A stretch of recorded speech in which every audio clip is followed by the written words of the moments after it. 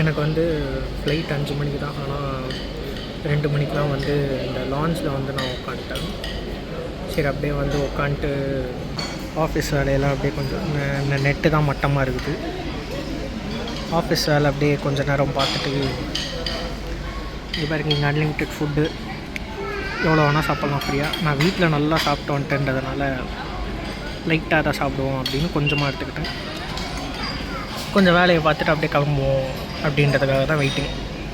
நாங்கள் எங்கள் போர்டிங்க்கு வெயிட் பண்ணிக்கிட்டு இருக்கும்போது நிறைய ஃப்ளைட் வந்து வந்துட்டு போயிட்டு இருந்தது இந்த மாதிரி. ஸோ அது பார்க்க நல்லா இருந்தது. எனக்கு என்ன இன்னொரு விஷயம் ரொம்ப ஆச்சரியம்னா, இந்த டைமில் கோவாவுக்கு போய் இவ்வளோ க்ரௌடு இருந்தது. ஸோ மேபி அவங்க கனெக்டிங் ஃப்ளைட்டுக்கு கூட வந்திருந்தாலும் இவ்வளோ க்ரௌடு நான் எக்ஸ்பெக்ட் பண்ணவே இல்லைங்க. அங்கே வெயிட் பண்ணிக்கிட்டு இருக்கும்போது boys gang, girls gang, couples நிறைய பேரை பார்த்தேன். நல்லா அவங்க செம்ம ஹாப்பியாக இருந்தாங்க, அது கோவா போகிறோம் அப்படின்னு. அதெல்லாம் பார்க்கும்போது சூப்பராக இருந்தது. நான் யூஸ்வலாக ஃப்ளைட்லேயே 0 காஸ்ட் சீட் தான் புக் பண்ணுவேன். அங்கே போய் யாரும் அங்கே ஜன்னல் சீட்டில் உட்காந்துருந்தாங்கன்னா மாதிரி உட்கார ரெக்வெஸ்ட் பண்ணுவேன். இல்லை ஏர் ஹோஸ்டர்ஸ்ட்டை கேட்டு எது ஃப்ரீயாக இருக்குதோ நான் அங்கே போய் உட்காந்துருவேன். ஆனால் பிரச்சனை என்னென்னா, அன்றைக்கி ஃப்ளைட்டு ஃபுல்லாக இருந்தது. நான் பாட்டு ஒரு ஜன்னல் சீட்டு காலியாக இருக்குதுன்னு போய் உட்காந்துட்டேன். ஆனால் புக் பண்ணவங்க வந்து கேட்க முடியாமல் தவிச்சிக்கிட்டு இருந்தாங்க. நான் வந்து ஆமாம் உங்கள் சீட்டு நீங்கள் கேட்குறதுல என்னங்க தப்பு அப்படின்னு நான் என் சீட்டில் போய் உட்காந்துக்கிட்டேன். எப்படா கோவா போய் சேருவோன்னு ஆயிடுச்சு. எனக்கு அவ்வளோ தலைவலி இருந்தது ஃப்ளைட்டில். நாங்கள் கரெக்டாக லேண்ட் ஆகிட்டு இருக்கும்போது தான் சன்செட் வேறு ஆகிட்டு இருந்தது. எனக்கு என்னென்னா தப்பான சைடில் புக் பண்ணிட்டோமே இன்னும் தோணிகிட்டு இருந்தது. நம்ம ஊர் ஏர்போர்ட்டை பார்த்துட்டு இந்த டேபுலிம் ஏர்போர்ட்டை பார்க்கும்போது கொஞ்சம் சின்னதாக தான் எனக்கு ஃபீல் ஆச்சு. ஓலா, ஊபர், ரேப்பிடோ மாதிரி எந்த விதமான சர்வீசஸுமே உங்களுக்கு வந்து கோவாவில் இருக்காது. லோக்கல் பஸ் சர்வீசஸுமே அங்கே ரொம்ப கம்மியாக இருக்கிற மாதிரி தான் நான் கேள்விப்பட்டேன். ஏர்போர்ட்டை சுற்றி நீட் அண்ட் அஃபோர்டபுளான டாம்ஸ் பார்க்கும்போது இவங்களோட ப்ராப்பர்ட்டி நல்லா இருந்தது. இதுதான் நான் ஸ்டே பண்ணியிருக்கிற டாமு. ஸோ இதில் வந்து 6 ஷேரிங்கு. ஏர்போர்ட்டை விட்டு வெளியே வரும்போது சரி நடந்து வந்துடலாம் அப்படின்னு நினச்சா 4 கிலோமீட்டர்ஸ் இருந்தது.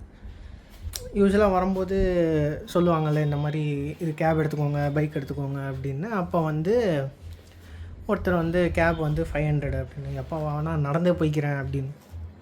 அப்படின்றத வந்து டூ வீலர் தரோம், கேப்னா 450 சொல்லுவான். நான் 250லேயே கொண்டு போய் விட்றேன் அப்படின்னாரு. வேணாம் நான் நடந்தே போய்க்கிறேன். அப்புறம் இங்கே சும்மா ரேண்டமாக நான் வந்து ஒரு 2 வீக்ஸ் முன்னாடி சர்ச் பண்ணும்போது இவங்க இந்த மஷ்ரூம்ஸ் அப்படின்னு ஒரு டாம், இவங்க ரூமும் இருக்குது டாமும் இருக்குதுன்னு நினைக்கிறேன். ஸோ அங்கே வந்து கேட்டேன். இங்கே வந்து கிம்முன்னு ஒருத்தர் இருந்தார், செம்ம ஹெல்ப்ஃபுல்லாக இருந்தார். இங்கே வந்து பார்த்துட்டு அவர் கால் பண்ணேன். இந்த மாதிரிலாம் சொல்கிறாங்க. சரி பக்கத்தில் இருக்க லோக்கல்கிட்ட ஃபோனை கொடுங்க அப்படின்னு சொன்னோடனே 150 ரூபாய்க்கு கொண்டு வந்து விட்டாங்க. எது ஏர்போர்ட்லேருந்து அதர் சைடு ஆஃப் தி ஏர்போர்ட்லேருந்து இந்த சைடு வரத்துக்கு வந்து 100 ரூபா. சரி என்ன 150 ரூபா. சரி இன்னும் ஓகே வந்தது. அவர்கிட்ட வரும்போதே நான் கேட்டுட்டு இருந்தேன், இந்த மாதிரி பைக் ரெண்டல் வேணும் ஒரு 7 நாளைக்கு, எவ்வளோ ஆகும் அப்படின்னு கேட்டதுக்கு வந்து 500 ரூபா அப்படின்னாரு. ஏங்க நான் ஃபோன் பண்ணி விசாரிக்கும் 350 ரூபான்னாங்க. ஒரு 2 வீக்ஸ் ஆக்சுவலாக 2 வீக்ஸ்க்கு முன்னாடி வந்து விசாரிக்கும் போது 350ன்னாங்க. இல்லைங்க 350க்கெலாம் வராது, நீங்கள் அவன்கிட்டே போய் வாங்கிக்கோங்க அப்படின்ட்டாங்க. சரி ஓகே அப்படின்னு இங்கே வந்து பார்த்தா சரி இங்கே வந்து இவர்கிட்ட கேட்போன்னு 2 நம்பர் கொடுத்தாங்க. இப்போதைக்கு வந்து 500 ருபீஸ்க்கு வந்து ஒரு வண்டி எடுக்க போகிறோம். இன்னும் வந்துகிட்ருக்காரு. செக்இன் பண்ணிட்டு ரெஃப்ரெஷ் ஆகிட்ட கொஞ்ச நேரத்துலேயே எனக்கு மீட்டிங்ஸ் வந்துருச்சு. ஸோ அதை கொஞ்ச நேரம் அட்டன் பண்ணிட்டு வெளியே நடக்க போயிட்டேன். இன்றைக்கி சரி எப்படியும் நம்ம வந்து சாயந்தரம் தானே கிளம்புறோம் அப்படின்றதுனால நான் எனக்கு ஒரே ஷையாக இருக்குதுங்க. எல்லோரும் பார்க்குறாங்க நான் வீடியோ எடுக்கிறது. இப்போ என்னென்னா இறங்கினோடனேவே கால் வந்துருச்சு மீட்டிங்கு போட்டு கிட்டத்தட்ட ஒரு மணி நேரம் சரியான தலைவலி. ஸோ அப்படியே சும்மா ஒரு வாக் போகலாம் அப்படின்னு வந்தேன். ஏன்னா ஓவராக தலையும் வலிக்குது, சாப்பிட்ணும் வர. மஷ்ரூம் டாம்லே வந்து கீழே வந்து they have bar and restaurant kind of thing.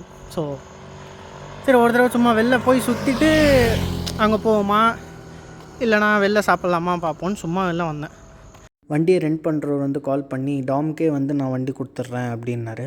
நான் இந்த மாதிரி வண்டியை சுற்றி வீடியோ எடுத்து வச்சுக்கோ அப்படின்னு அவரே சொன்னார்.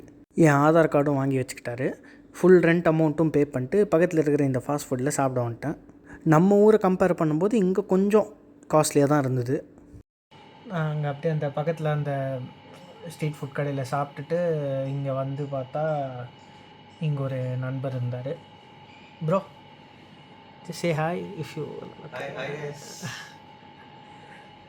ஸோ இவர்கிட்ட கொஞ்ச நேரம் பேசிகிட்டு இருந்தது. இவருக்கும் வந்து ஐடியா இல்லை அப்படின்னாரு. நாளைக்கு எங்கே போகிறோம், நான் ஒரு 4 நாள் இருக்க போகிறேன் அப்படின்னாரு. சரி நான் என்ன பண்ணேன், சரி வாங்க நாளைக்கு நான் வந்து இந்த மாதிரி ஒரு இடத்துக்கு போகிறேன், ஜாயின் பண்ணிக்கோங்க அப்படின்னு. அவர் ஜாயின் பண்ணிடுறேன், எல்லாம் ஓகே அப்படின்னு டிசைட் பண்ணேன். இப்போ என்ன இன்னொரு முக்கியமான மேட்டர்னால், இங்கே நிறைய ஸ்கேம் நடக்குமா. இவங்க என்ன பண்ணுவாங்கன்னா, இப்போ 500 இல்லை 600 சொல்லிட்டு 400 300 வரைக்கும் போகிறாங்கன்னா, அவங்க என்ன பண்ணுவாங்கன்னா ஒயிட் போர்டை கொடுத்துருவாங்களாம்.